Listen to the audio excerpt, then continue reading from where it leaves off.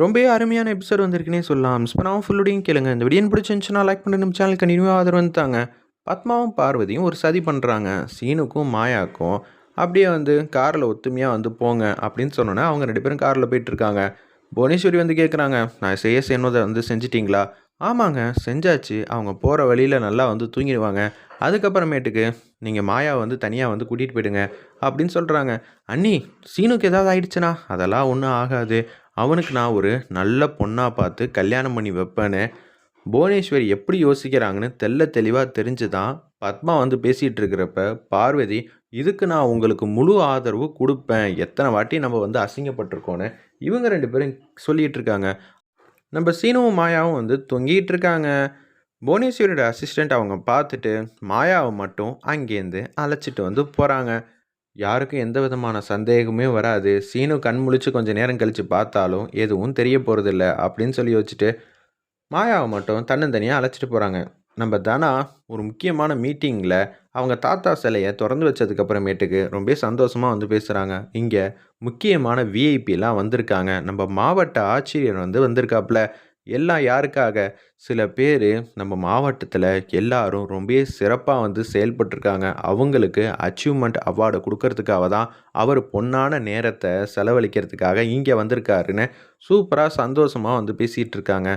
அந்த இடத்துல நம்ம தனா அப்பன்னு பார்த்து புவனேஸ்வரி வராங்க. மாயா வரமாட்டா, நீங்கள் நினச்சது எல்லாமே இனிமேட்டு நடக்க போகுது, அதனால் சந்தோஷமாக சீனுக்கு எதுவும் ஆச்சா அப்படின்னு சொல்லி கேட்குறாங்க.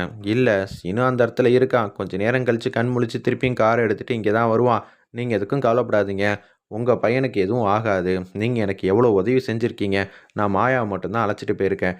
சரிங்க, நீங்கள் சொன்னதெல்லாம் இந்த வாட்டி நடந்துரும்ல, அது கண்டிப்பாக நடக்கும், நீங்கள் எதுக்கும் கவலைப்படாதீங்கிற மாதிரி சொல்லிவிட்டு நம்ம பத்மா அவார்டு வாங்குறதுக்காக போகிறாங்க. சீனுன்னு மேடையில் கூப்பிட்றாங்க. அப்பன்னு பார்த்து பத்மா வராங்க.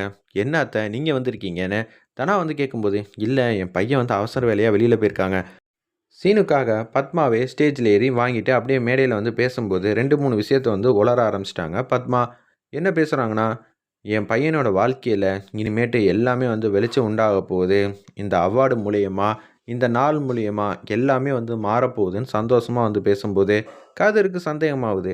இவங்க இதெல்லாம் நினச்சாலாம் காலையிலேருந்து சந்தோஷப்படவே இல்லையே, இப்போ மேடையில் என்ன இப்படியெல்லாம் பேசுகிறாங்க, தனா இதில் ஏதாவது ஒரு உள்குத்து இருக்குமோ அப்படின்னு சொல்லும்போது, தெரியலையே, மாயா எங்கே? மாயாவும் சீனும் தான் வெளியில் போயிருக்காங்கன்னு நம்ம பத்மா சொன்னாங்கன்னு சொல்கிறாங்க. அப்படியா, வெளியில் போயிருக்காளா?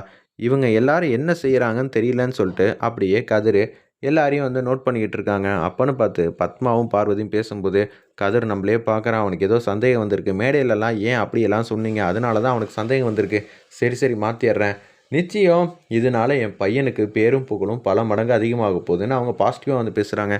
அச்சச்சோ, என்னது அத்தை பேசுகிறதெல்லாம் ஒன்றும் புரியலையே, இவங்க என்ன இவ்வளோ பாசிட்டிவாக பேசுகிறாங்கன்னு சொல்லிட்டு அங்கேருந்து போகிறாங்க. நம்ம எத்தனை பேரை ஏமாற்றிருப்போம், இவெல்லாம் சின்ன பையன் ஏமாற்ற முடியாதான் என்னங்கிற மாதிரி யோசிச்சுட்டு இருக்கிறப்ப மாயாவை ஒரு இடத்துக்கு கூட்டிகிட்டு போகிறாங்க. ஒரு மொட்டை மாடியில் இடம் இருக்குது. பக்கத்தில் தண்ணி தொட்டி இருக்குது. அந்த தண்ணி தொட்டியில் தண்ணி இல்லாமல் இருக்குது. உடனே சுவிட்சை போட்டு தண்ணியை அதிகமாக வர வைக்கிறதுக்காக சொல்கிறாங்க. அதே மாதிரி செஞ்சுட்டாங்க.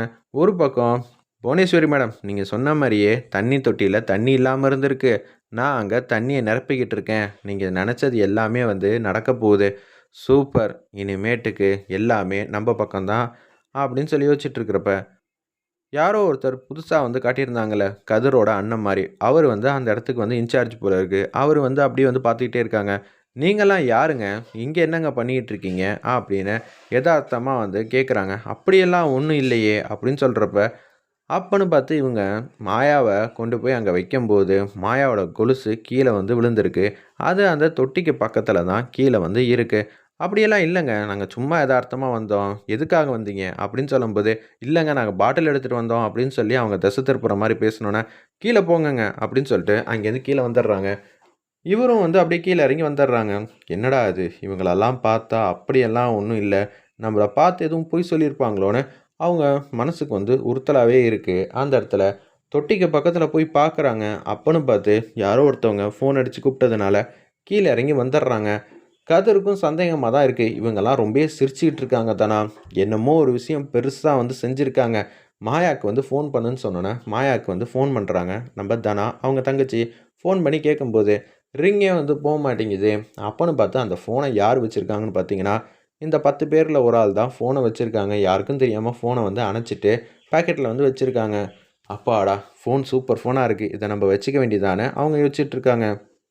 எனக்கு என்னமோ சந்தேகமாக தான் இருக்குது. யாருக்கிட்ட என்ன கேட்க போகிறோன்னு தெரியல அப்படின்னு சொல்லிட்டு இருக்கிறப்ப, சரின்னு சொல்லிட்டு சீனு வந்து கண் முழிக்கிறாங்க. அச்சச்சோ! இங்கே இருந்த மாயாவை வந்து காணுமே அப்படின்னு சொல்லி யோசிச்சுட்டு இருக்காங்க. என்னது மாயாவை காணுமா? இப்போ என்ன பண்ணுறதுன்னு சொல்லிட்டு தனா வந்து ஃபோன் அடிக்கிறாங்க நம்ம சீனுக்கு. அப்போ தான் வந்து கண் முழிக்கிறாங்க. அந்த சத்தத்தை கேட்டு தான் கண் முழிச்சு மாயாவை காணும்னு சொல்கிறப்ப காலை வந்து அட்டன் பண்ணுறாங்க. என்னம்மாம்மா நீங்கள் வந்து எடுக்கிறீங்க ஃபோனை? அக்கா எங்கே இருக்கா? காலையிலேருந்து ஃபோன் பண்ணிக்கிட்டே இருக்கேன் ஒரு 1 மணி நேரமா. எடுக்கவே மாட்டேங்கிறா. என்ன ஆச்சுங்கிற மாதிரி கேட்டுடுறேனே. சீனு வந்து பட்டப்படுறாங்க. என்னம்மாம்மா ஆச்சு? மாயாவ காணோம் அப்படின்னு சொல்றப்ப, "என்னது மாயாவ காணுமா? என்ன நடந்துச்சுன்னு தெளிவா சொல்லுன்னு" லவுட் ஸ்பீக்கர்ல கதிர் வந்து கேட்ட உடனே, "அங்க வந்திருக்காளா? இல்ல நாங்க 2 பேரும் இங்க தான் வந்தோம். ஆனா என்ன நடந்துச்சுன்னு தெரியல. கடைசியா நீங்க என்ன சாப்பிட்டீங்க? டீ. அதுல தான் ஏதாவது நடந்திருக்கும். யார் குடுத்தது? அம்மா தான் குடுத்தாங்க. உனக்காக இங்க உங்க அம்மா ரொம்பவே வந்து சந்தோஷப்பட்டுட்டு இருக்காங்க தெரியுமா?" அப்படின்னு சொல்லி கேட்ட உடனே சீனு வந்து கடுப்பாயிட்டாங்க. நான் வரேன். எங்க அம்மாவ வந்து வெளுத்தெடுக்கிறதுக்காக கண்டிப்பா வந்து வரேன். என்ன இது எல்லாத்துக்கும் வந்து அவங்க தான் காரணமா? மாயா வந்து காணாம போனதுக்கு முக்கிய காரணம் வந்து பத்மாவா தான் இருப்பாங்கன்னு சொல்லிட்டு, இந்த வாட்டி சும்மா விட மாட்டேன். ஏதோ ஒரு சதி பண்ணுறதுக்காக தான் புவனேஸ்வரியோட கூட்டணி போட்டுட்டு இது மாரி பண்ணுறாங்கன்னு சொல்லிட்டு, சீனு கார் எடுத்துட்டு மாசா வந்து வந்துகிட்டு இருக்காப்புல. திருப்பியும் அந்த ஃபங்ஷன் இருக்கிற இடத்துக்கு பக்கம். அண்ணி எனக்கு ஒரே ஒரு சந்தேகம். சீனு வந்து இப்போ உங்கள கேள்வி கேட்டா நீங்க என்ன பண்ணுவீங்க? அவன் கேள்வி கேட்டான்லாம் நான் பதில் சொல்லணுமா? அதுக்கெல்லாம் அவசியம் இல்ல, தேவையும் இல்ல. நான் ஏதாவது சொல்லி சமாளிச்சுக்கிறேன்னு சொன்னோனே, திரும்பி பார்த்தா சீனு வந்து நிற்கிறாங்க. என்னப்பா சீனு திடீர்னு இங்கே வந்திருக்க? சொல்லுங்கம்மா. மாயா எங்கே இருக்காங்க? யார் கூட சேர்ந்துக்கிட்டு இது மாதிரிலாம் சதி வேலையை பண்ணீங்க? மரியாதையாக என்னை கோவப்படுத்தாமல் சொல்லுங்க. இல்லாட்டி வந்து நான் கருணையே காட்ட மாட்டேமா? ரகுரா மாமா கிட்ட எல்லாத்தையும் வந்து சொல்லிடுவேன். பார்த்துக்கங்க. அதுக்கப்புறம் டேய் என்னடா சீனு? உன் அம்மா மேலேயே நீ சந்தேகப்படுறியா? ஆமாம். உன் மேலே தான் நான் சந்தேகப்படுறேன். நீ தான் முக்கிய காரணம் அப்படின்னு சொல்லும்போது கதிரும் வராங்க. சொல்லுங்க அத்தை. அதான் உங்கள் பையன் வந்து தெளிவாக வந்து கேட்குறாங்களே. இதுக்கு பின்னாடி நீங்கள் தானே இருக்கீங்க. நிச்சயம் புவனேஸ்வரி பேச்சை கேட்டுட்டு தானே இப்படியெல்லாம் வந்து ஆட்டம் போட்டுக்கிட்டு இருக்கீங்க அப்படின்னு சொல்லும்போது, அப்படியெல்லாம் ஒன்றும் இல்லை. அம்மா சும்மானு இருமா, தேவையில்லாமல் வந்து கோவம் ஏற்றாத. அப்புறம் நான் என்ன செய்வேன்னு எனக்கே தெரியாதுன்னு கை தூக்குறாங்க. இப்போ மாயா எங்கே இருக்கா? சொல்ல புரியா இல்லையா? என்னக்கா இப்படியெல்லாம் வந்து கேட்டுக்கிட்டு இருக்கான். இப்போ நீங்கள் என்ன பண்ண போகிறீங்க? மாமாவுக்கு மட்டும் தெரிஞ்சிச்சுன்னா என்ன ஆகும் தெரியும்ல? தெரியலையே இப்படியெல்லாம் இவன் கோவப்பட்டு டேரெக்டாக என்ன தான் வந்து தேடி வருவான்னு நான் நம்பலையே அப்படின்னு சொல்லி அவங்க வந்து யோசிச்சுட்டு இருக்கிறப்ப, சரி அப்போனா இப்பயே வந்து நான் எல்லாத்தையும் வந்து எல்லார்கிட்டயும் சொல்கிறது தான் கரெக்டு அப்படின்னு தனா வந்து சொல்லிக்கிட்டு இருக்காங்க. டேய் அண்ணன் எவ்வளோ சந்தோஷமாக இருக்காங்க. அந்த நிம்மதியை வந்து கெடுக்கணும்னு நினைக்கிறியா? அதை விட நீ பண்ண விஷயம்லாம் அண்ணனுக்கு தெரிஞ்சிச்சுன்னா என்ன ஆகும்னு நீ நினச்சிப்பாரு. இந்த விஷயத்தை அப்படியெல்லாம் விட மாட்டேன் அப்படின்னு சொல்லும்போது கதிர் வந்து பேசுகிறாங்க. நீங்கள் ரொம்ப ஜெயிச்சிட்டிங்கன்னு நினச்சி சாதிக்காதீங்க. உங்கள் சதி திட்டத்தெல்லாம் நாங்கள் எத்தனையோ வாட்டி முறியடிச்சிருக்கோம். இது ஒன்றும் புதுசு கிடையாது எங்களுக்கு. நாங்கள் பார்த்துக்குறோம். ஆனால் என்ன சதி செஞ்சாலும் அவங்க 2 பேரையும் பிரிக்கவே முடியாது. அம்மா ஒன்றே ஒன்று தாம்மா சொல்கிறேன். மாயா மட்டும்தாம்மா என்னோட பொண்டாட்டி. அவளை தான் என்னால் சொல்ல முடியும்னு சீனு ரொம்பவே வந்து ஆவேசமாக வந்து பேசுகிறாங்க. உன்னை நான் என்னமோ ஏதோன்னு நினச்சேன். ஆனால் சந்தர்ப்பம் பார்த்து சூழ்நிலை பார்த்து நீ காலையில் வந்து டீ குடிக்கும் போதே நான் வந்து யோசிச்சிருக்கணும். மாயா வந்து அதை வாங்கிட்டு போயிட்டா. இப்போ இல்லை தெரியுது இதுக்கு பின்னாடி உன்னோட சதி ஆட்டம் இருக்குது. டேய் அம்மா அப்படியெல்லாம் எதுவும் பண்ணலடா. என் மேலே சத்தியம் பண்ணு அப்படின்னு சொல்லி கேட்கும்போது எதுவும் சொல்ல மாட்டேங்கிறாங்க. இதுலேருந்தே தெரியுது நீ யார் எப்படிப்பட்டவன்னு. நல்லாவே தெரிஞ்சு போச்சு. மாயாவுக்கு ஏதாவது ஒன்று ஆச்சுன்னா உன்னை யாரையும் நாங்கள் சும்மா விட மாட்டோம் பார்த்துக்கங்க அப்படின்னு எச்சரிக்கிறாங்க. அந்த இடத்துல வேறு லெவலில் பரபரப்பாக வந்து கொண்டு போகிறாங்கன்னே சொல்லலாம். என்னது இவன் இப்படியெல்லாம் கோவப்பட்டுக்கிட்டு இருக்கான், இவனுக்கு தெரியாதுன்னு நினச்சா என்ன செய்யணும்னு தெரிலன்னு சொல்லிட்டு யோசிச்சுட்டு இருக்காங்க. வெயிட் பண்ணி பார்ப்போம். செம மாசாக இருந்துச்சு.